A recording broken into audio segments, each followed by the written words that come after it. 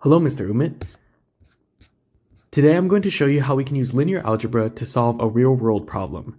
In this case, it's solving chemistry problems, and more specifically, it's about balancing chemical equations.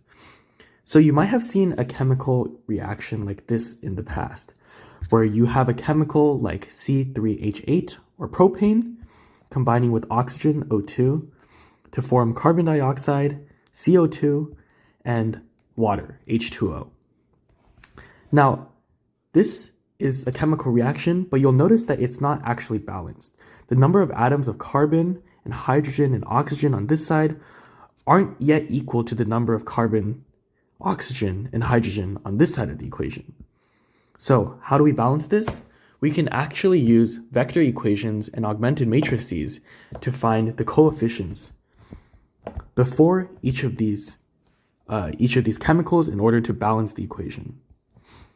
So in particular, what we're looking for is a whole number x1, a whole number x2, a whole number x3, and a whole number x4. Finding these numbers would allow us to balance this chemical reaction and thus make this a viable chemical reaction. But how do we find x1, x2, x3, and x4? We can actually use this by finding a vector equation. So to start off, let's break down each of these chemicals into vector form. We'll start with propane, C3H8. We'll write its vector in terms of how many carbon, how many hydrogen, and how many oxygen there are in one atom of C3H8.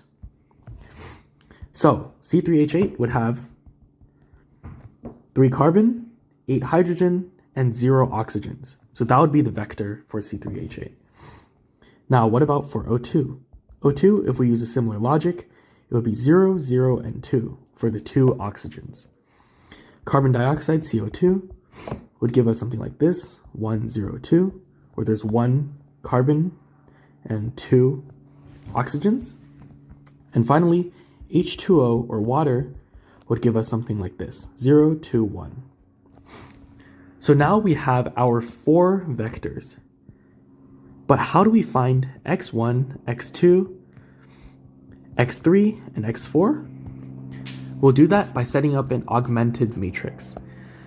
So as we've learned so far in linear algebra, sometimes when you set up an equation like ax equals 0, use an augmented matrix to find the vector x, which is in terms of x1, x2, x3, x4, that makes this equation viable. So let's write this out. We're going to rewrite our equation in terms of the new vectors that we found. So x1 times the vector for C3H8, which would be 3, 8, 0, plus x2 times the vector for O2, which would be 0, 0, 2, should equal to x3 times the vector for CO2, which is 1, 0, 2, plus x4 times the vector for H2O, which is 0, 2, 1. So right now, this would be our vector equation. So how do we continue with this? First, we're going to bring all of these terms onto this side so we can match this form.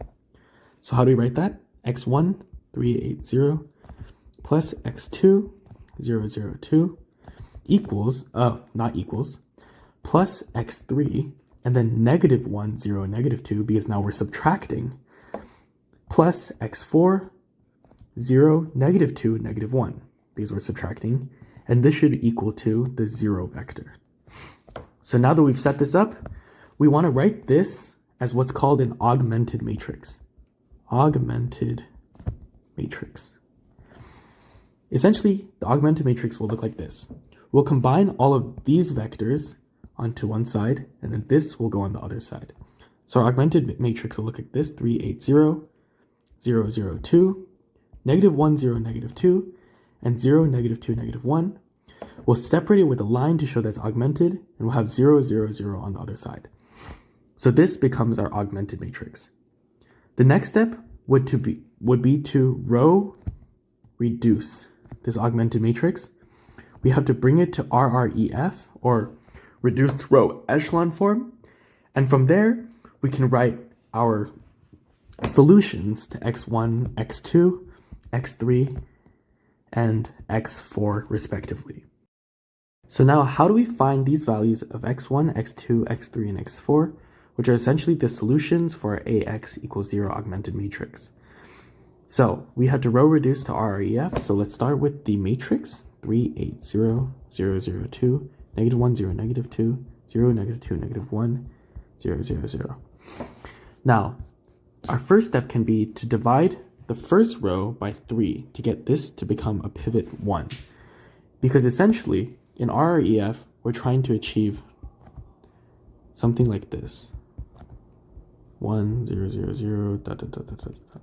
Where essentially every column has one pivot. So, our first step can be R1 equals R1 over 3. So we can do 1, 0, negative 1/3, 0. These other two rows remain unchanged. Negative 2, negative 1, 0, 0, 0. So this is our first step. Now the next thing that we can do is that we can eliminate the entry below the pivot in column 1 of row 2. So we can do row 2 equals row 2 minus 8 row 1. And with that, we'll have something like 1, 0, negative 1/3, 0. We'll have 0, 0, 8 over 3, 0. 8 over 3, sorry, negative 2. And then we'll have a 0, 2, negative 2, negative 1. Yeah. And then the next step, what we can do is we can make the pivot in row 3 we can turn the row 3, turn the pivot into a 1. So we could do row 3 equals 1/2 row 3. So essentially dividing all of row 3 by 2 to get that 1 in the pivot. So now we have 0, 1, negative 1, negative 0.5, 0, 0, 0. Now, our next step can be to eliminate column 2 above and below the pivot. But you see, we have already done that. So in this aspect, we are good to go. Our next step can be to make the pivot in R2, in row 2, column 3 a 1. So we can do row 2 equals 3 over 8, row 2.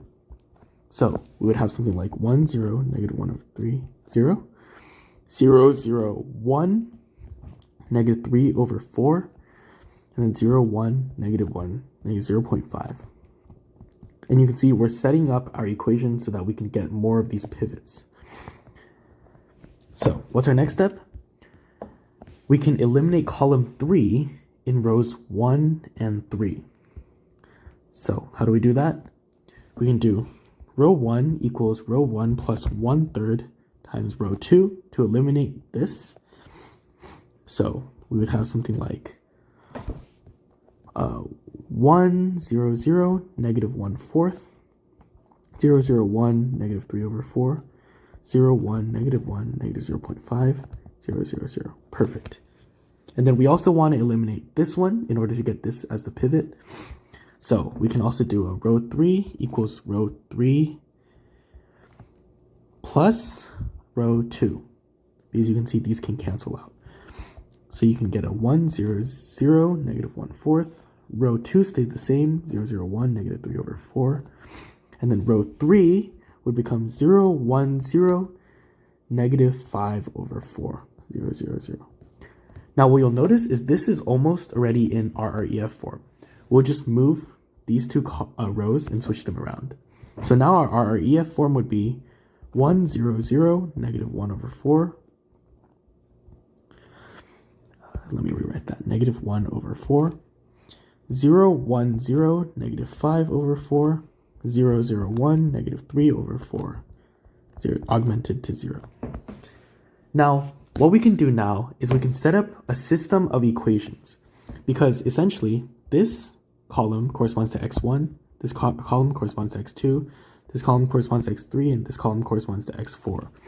So we can actually write this as a system of equations in terms of x1, x2, x3, x4 respectively.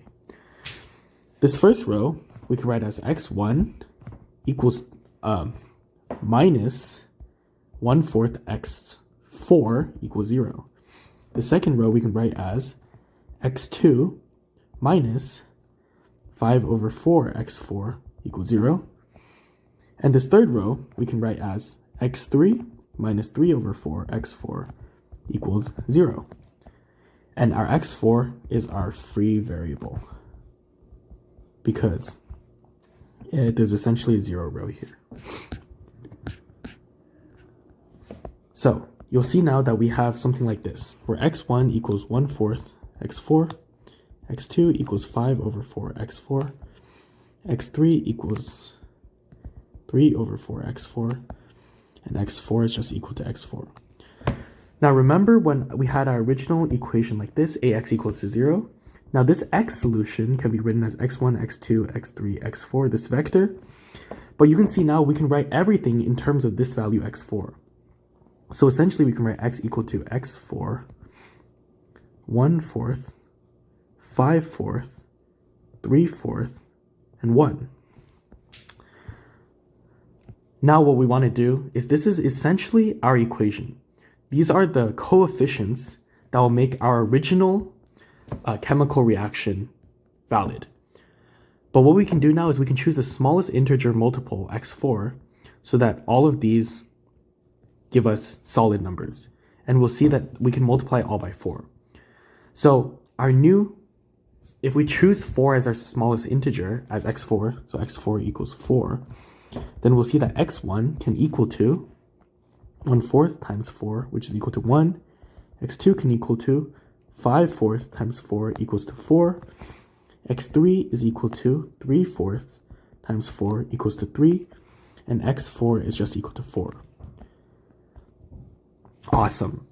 Now, when we go back to our original equation, which was C3H8 plus something O2 gives us something CO2 plus something H2O, we have our values that go into those blanks now. So we know that there's 1 propane. We can have, this one should be 5. 5 oxygens, 3 CO2s or carbon dioxides, and 4 H2Os. Essentially, we used an augmented matrix and linear algebra to solve for x1, x2, x3, and x4, which would be the solutions of the ax equals 0 equation, and also the solutions to make this entire chemical reaction balanced. So you can see, using linear algebra, we were able to solve a pretty basic chemical reaction problem and to make it balanced so that it will work in the real world. So for example, if you're doing a chemical reaction experiment or a chemistry experiment, you could use this knowledge to figure out exactly how much propane, exactly how much oxygen you'll need to create exactly how much carbon dioxide and water you need. So thus, linear algebra is very practical to use in the real world, even in other subjects like chemistry. Thank you so much for watching.